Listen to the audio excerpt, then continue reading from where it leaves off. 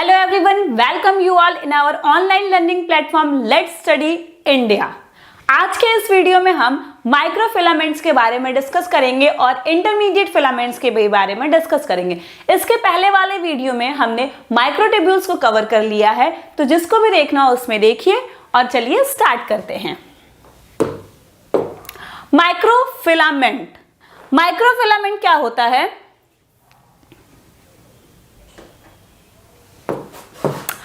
The thin solid microfilament of actin protein ranging between 5 to 7 nanometer in diameter and intermediate length represents the active or motile part of the cytoskeleton।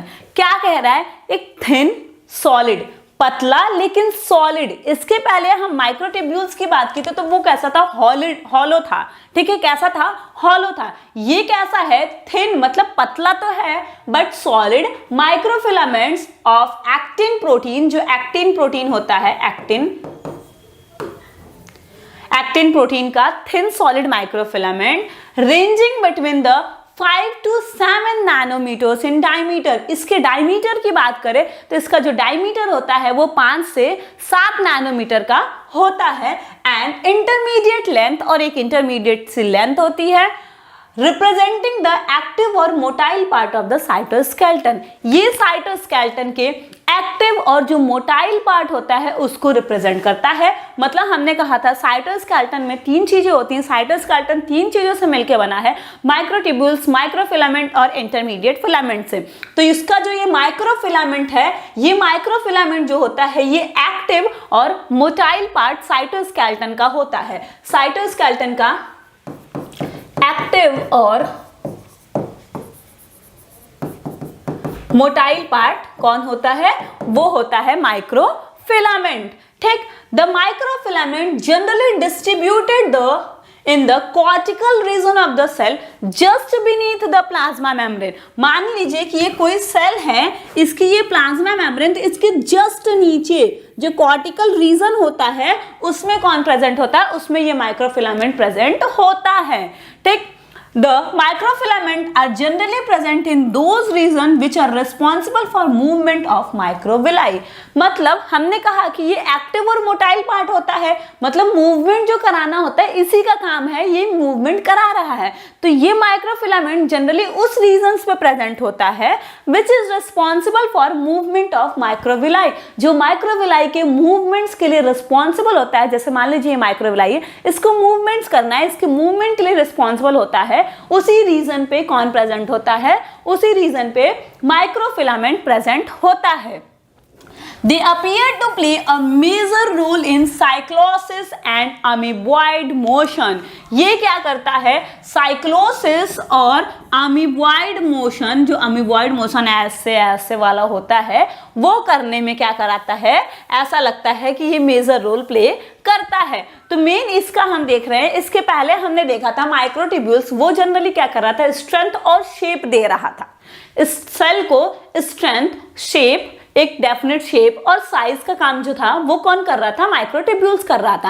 अब motility का main जो role है वो किसके कंधे पे है? वो माइक्रोफिलामेंट्स के कंधे पे ही जिम्मेदारी है मोटालिटी वाली। इसीलिए ये वो उस रीजन में प्रेजेंट होता है जो एक्टिव और मोटाइल पार्ट जो होता है सेल का वो, और ये कहाँ पे होता है? प्लाज्मा मेम्ब्रेन के जस्ट नीचे कॉर्टिकल रीजन में प्रेजेंट होता है।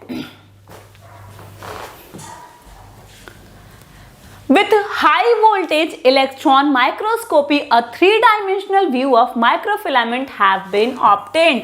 अगर हमें माइक्रोफिलामेंट के 3D स्ट्रक्चर को देखना है, इसका 3D स्ट्रक्चर हम देखना चाहते हैं, तो हमें क्या करना होगा?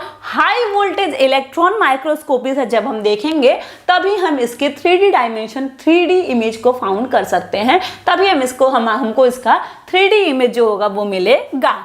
These microfilaments are sensitive to cytocalcin B।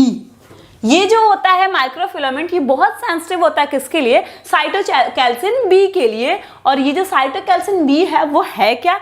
N alkaline, एक एल्केलाइन है that also hampers many cells activity, जो बहुत सी सेल एक्टिविटीज को भी अफेक्ट करता है, such as beat of heart cell की जो बीटिंग होती है उसको, सेल माइग्रेशन को, साइटोकाइनेसिस को, एंडोसाइटोसिस एंड एक्सोसाइटोसिस। मतलब ये सेंसिटिव है, जो हमारा माइक्रोफिलामेंट है ये इसके लिए सेंसिटिव है, लेकिन ये है क्या, ये एक एल्कलाइन है जो और भी बहुत सी सेलुलर एक्टिविटीज को हैम्पर करती है, जस्ट लाइक हार्ट बीट को, सेल माइग्रेशन को, साइटोकाइनेसिस, एंडोसिस और एक्सोसाइटोसिस, ये सारी प्रोसेसेस को भी ये इसके साथ साथ हैम्पर करती है। ये बात हो गई माइक्रोफिलामेंट्स की बात। अब इसके डिस्ट्रीब्यूशन को देख लेते हैं कि इस डिस्ट्रीब्यूट कहाँ होता है, मतलब प्रेजेंट कहाँ पे पाया जाएगा। तो microfilaments are generally distributed in the cortical region of the cell just beneath the plasma membrane. आपको याद रखना है कि प्लाज्मा मेम्ब्रेन के जस्ट नीचे कौन प्रेजेंट होता है, तो प्लाज्मा मेम्ब्रेन के जस्ट नीचे जो प्रेजेंट होते हैं वो है माइक्रोफिलामेंट। ठीक, तो microfilaments are generally distributed in the cortical region of the cell just beneath the plasma membrane. In contrast intermediate, और ये तो वहां just beneath plasma membrane present है, इसके कंट्रास्ट में देखा जाए तो जो इंटरमीडिएट फिलामेंट्स या माइक्रोट्यूब्यूल्स हैं वो कहां पाते हैं, वो सब कॉर्टिकल रीजन में या डीपर सब कॉर्टिकल रीजन में या सेल में और अंदर पाए जाते हैं। ये तो भैया कोई भी सेल है तो उसकी सबसे आउटर लेयर प्लाज्मा मेम्ब्रेन होगी, उसके तुरंत नीचे कौन प्रेजेंट है, ये माइक्रोफिलामेंट्स प्रेजेंट हैं। लेकिन वहीं अगर इंटरमीडिएट फिलामेंट्स या माइक्रोट्यूब्यूलिन्स की ट्यूबुलर की बात करें हम, तो वो कहाँ प्रेजेंट होते हैं, अंदर डीपर एरिया में प्रेजेंट होते हैं, सब कॉर्टिकल रीजन्स में वो प्रेजेंट होते हैं। They are found in the microvilli of brush border of intestinal epithelium। हमने कहा ये मूवमेंट करा रहे हैं, तो इंटेस्टाइन में जो विलाइज प्रेजेंट होती हैं उसका काम क्या होता है, एब्जॉर्प्शन का, वो ऐसे मूवमेंट भी करती रहती हैं, तो ये उनके ब्रश बॉर्डर में प्रेजेंट होते हैं। And in cell types where an amoeboid movement and cytoplasmic streamings are prominent, और ऐसी जगह पे जहाँ पे अमीबॉइड मूवमेंट हो रहा है या साइटोप्लाज्मिक स्ट्रीमिंग टाइप की कोई चीज हो रही है, मतलब जहाँ पे मूवमेंट जैसा कुछ हो रहा है, वहां पे कौन प्रेजेंट होता है, वहां पे माइक्रोफिलामेंट्स प्रेजेंट होते हैं। ये इनकी बात थी डिस्ट्रीब्यूशन की। अब इनके केमिकल कंपोजिशन की अगर हम बात कर ले तो chemically microfilament is made up by the actin. ये जनरली इसका जो मेजर कंपोनेंट होता है वो कौन है, एक्टिन प्रोटीन। कौन है, actin protein. These are highly concentrated in non muscular cells, और इनका जो कंसंट्रेशन होता है वो किस में होता है, नॉन मस्कुलर सेल्स में। Highly concentrated in non muscular cells, it is present in the form of F actin. Actin तो है लेकिन किस फॉर्म में प्रेजेंट होता है, तो ये प्रेजेंट होता है एफ एक्टिन के फॉर्म में, which is made up by the polymerisation of G actin. जो किसका बना होता है, एफ एक्टिन का जो फॉर्मेशन होता है वो G actin,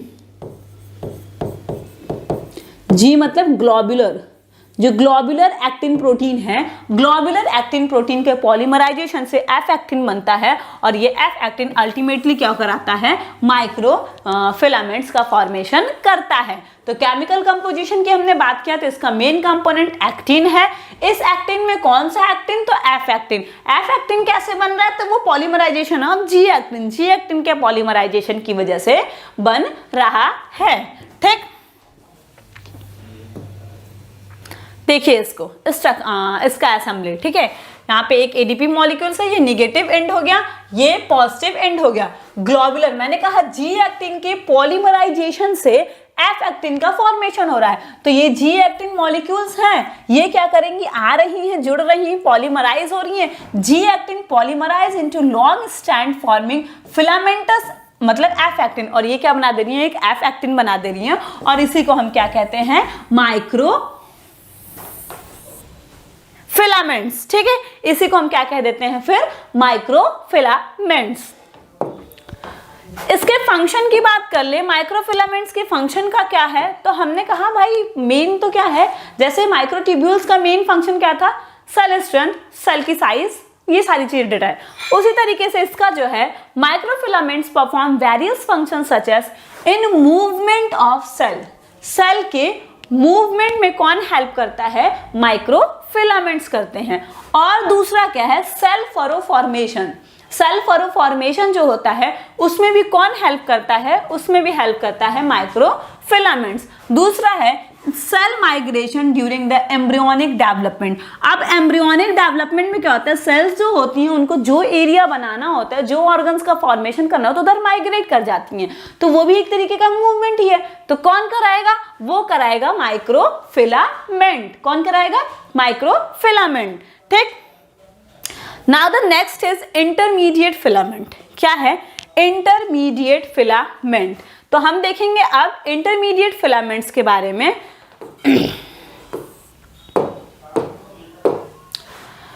intermediate filaments are tough and durable proteins fibres. ये क्या होते हैं? टफ मतलब मजबूत, ड्यूरेबल जो लंबे समय तक चलते हैं, protein fibres present in cytoplasm of eukaryotic cell.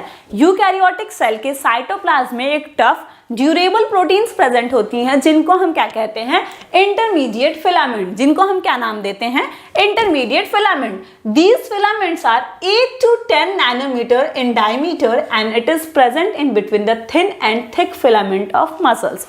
Intermediate, intermediate मतलब बीच में है, इसीलिए तो इसका नाम है इंटरमीडिएट। तो इसके अगर हम डायमीटर की बात करेंगे तो इसका डायमीटर जो होता है वो 8 से 10 नैनोमीटर का डायमीटर होता है। और इसको इंटरमीडिएट क्यों कह रहे हैं? क्योंकि बीच में प्रेजेंट होता है। किसके बीच में प्रेजेंट होता है? Present between a thick and thin filament of muscle fibres. Muscle fibres के जो थिक और थिन फिलामेंट्स होते हैं उनके ये बीच में प्रेजेंट होता है। That's why we call them intermediate filament. ठीक, इसीलिए हम इनको क्या कहते हैं? Intermediate filament, hence called as intermediate filament. And most of the animal cells, this intermediate filament present in the form of basket around the nucleus। और ज्यादातर animal cells में ये जो इंटरमीडिएट हैं ये कैसे प्रेजेंट होते हैं? न्यूक्लियस के अराउंड एक बास्केट टाइप का ये बना लेते हैं। मतलब ये न्यूक्लियस है अगर, तो एक बास्केट टाइप कैसे बना करके ये यहाँ पे प्रेजेंट होते हैं। ठीक, इस तो हमको पता चल गया इंटरमीडिएट फिलामेंट जो है उसके डायमीटर की बात कर ले तो 8 से 10 नैनोमीटर की इसकी डायमीटर होती है।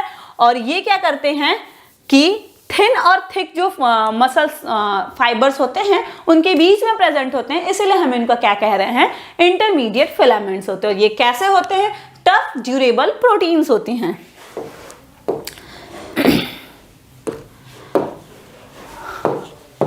क्या है? The intermediate filaments in epidermal cells called as stone of filament.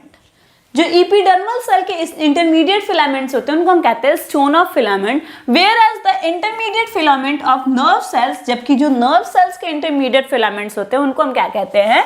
Neurofilaments. क्या कहते हैं? Neurofilaments. In cross section the intermediate filaments are tubular in appearance. अगर उसके हम क्रॉस सेक्शंस की बात करेंगे, क्रॉस सेक्शन काट के देखेंगे तो ये भी हमें कैसा दिखेगा? ट्यूबुलर, एक ट्यूब की तरह दिखेगा, एक पाइप की तरह। And each tubules have 4 to 5 प्रोटोफिलामेंट्स। और हर ट्यूब्स के पास वही जो प्रोटोफिलामेंट्स ऐसे ऐसे बन रहे थे सारे जुड़ करके, हर ट्यूब्स के पास कितने होंगे? 4 से 5 प्रोटोफिलामेंट्स प्रेजेंट होंगे, जो कैसे होंगे? पैरेलल फैशन में। एक यहाँ पे हो गया, जैसे एकदम पहले जो हमने माइक्रोट्यूब्यूल्स पढ़ा था उसी की तरीके इसका भी अरेंजमेंट हमें देखने को मिल रहा है। उसमें 13 सब यूनिट्स थे, इसमें 4 से 5 ही सब यूनिट्स हैं। टाइप्स की बात अगर हम करते हैं, इंटरमीडिएट फिलामेंट्स की टाइप्स की बात कर लेते हैं। On the basis of their chemical composition, तो केमिकल कंपोजिशन के बेसिस पे मतलब किस चीज से ये मिलकर के बने हैं, जो इंटरमीडिएट फिलामेंट्स होते हैं वो 4 तरीके के होते हैं। कौन कौन से? Type first intermediate filament, type second intermediate filament, type third intermediate filament and type fourth intermediate. कितना सिंपल है, याद करने की जरूरत नहीं होगी। 4 प्रेजेंट हो, फर्स्ट सेकेंड थर्ड फोर्थ कर दो, सबसे सिंपल, इससे सिंपल कुछ हो ही नहीं सकता। ठीक, तो type first intermediate filament, type second, type third and type fourth intermediate filaments are present. Type first intermediate filament, these are primarily present in epithelial cell. जो टाइप फर्स्ट इंटरमीडिएट फिलामेंट्स होते हैं वो किस में प्रेजेंट होते हैं, वो हमारे एपिथेलियल सेल्स में प्रेजेंट होते हैं। इट इंक्लूडेड 2 सब फैमिली ऑफ केराटिन, और इसमें क्या होता है, केराटिन की 2, हमने कहा केमिकल कंपोजिशन के बेसिस होते हैं, इसमें क्या है, केराटिन, ठीक, केराटिन और उसकी 2 सब फैमिली, एक बेसिक केराटिन और एक एसिडिक केराटिन, ठीक है। केमिकल कंपोजिशन के बेसिस पे 4 टाइप्स डिवाइड किए थे, तो जो टाइप फर्स्ट है उसका केमिकल कंपोजिशन क्या है, केराटिन है, उसमें भी 2 टाइप्स के हैं, एक एसिडिक और एक basic. It is the most complex class of intermediate filament. जो पूरा इंटरमीडिएट फिलामेंट है उसका सबसे कॉम्प्लेक्स क्लास कौन सा है, वो टाइप फर्स्ट इंटरमीडिएट फिलामेंट ही होता है। और these are undigestible and present in hairs and nails, और ये अनडाइजेस्टेबल होता है, इसको डाइजेस्ट नहीं किया जा सकता, जो हमारे हेयर्स और नेल्स में प्रेजेंट होता है, ठीक। तो कभी खाइएगा नहीं, बहुत लोग खाते हैं ना। टाइप सेकेंड इंटरमीडिएट फिलामेंट, दूसरे की अगर बात कर रहे हैं, it include 4 types of polypeptide. अब इसका जो केमिकल कंपोजिशन है, इसमें 4 टाइप्स के पॉलीपेप्टाइड देखने को मिल रहे हैं। कौन कौन से हैं, vimentin, desmin, lamin and synemin, and sometimes glial filament are also present. ये 4 तो मेन हैं, लेकिन कभी कभी इसमें ग्लियल फिलामेंट्स भी देखने को मिलते हैं, कभी कभी ग्लियल फिलामेंट्स भी प्रेजेंट इसमें होते हैं। The vimentin present in those filaments which is mesenchymal in origin such as blood vessels and WBCs। अब जो अलग अलग प्रेजेंट हैं वो भी तो कुछ कर रहे होंगे, तो जो विमेटिन प्रेजेंट होती हैं इनका काम क्या है, ये उस इंटरमीडिएट फिलामेंट्स में प्रेजेंट होते हैं जो मेसेनकाइमल, मतलब जो भी मेसेनकाइमल ओरिजिन की सेल्स होंगी उसमें विमेटिन टाइप का इंटरमीडिएट फिलामेंट प्रेजेंट होगा, जैसे हमारी ब्लड वेसल्स या WBC हो गई। फिर जो ग्लियल फिलामेंट होंगे are generally present in those cells which are responsible for transmission of nerve impulse in neurons. मतलब न्यूरॉन्स में जो नर्व का इम्पल्स होता है, जो सिग्नल का ट्रांसमिशन होता है, तो वहां पे कौन प्रेजेंट होगा, वहां पे ग्लियल फिलामेंट्स प्रेजेंट होंगे। The synemin present between the desmin and vimentin. जो विमेंटिन है और डेस्मिन है उसके बीच में कौन प्रेजेंट होता है, तो उसके बीच में कौन होता है, सिनेमाइन। ओके, फिर type 3 intermediate filament, this protein are highly organised and present in neurofilaments. ये जो प्रोटीन है ये बहुत ही ऑर्गेनाइज्ड टाइप का टाइप 3 प्रोटीन होता है, और ये किस में प्रेजेंट होता है, ये आपका न्यूरोफिलामेंट्स में प्रेजेंट होता है, ठीक। टाइप 4 इंटरमीडिएट फिलामेंट, टाइप 4 जो है, these proteins are highly organised and present in 2 dimensional sheath. जो 2 डायमेंशनल शीथ होते हैं उसमें ये प्रेजेंट होता है। They rapidly disassemble and assemble during the phase of mitosis. Mitosis के टाइम पे, जो mitosis type of cell division होता है, माइटोसिस के टाइम पे ये बहुत ही रैपिडली डिसअसेंबल और असेंबल होते हैं।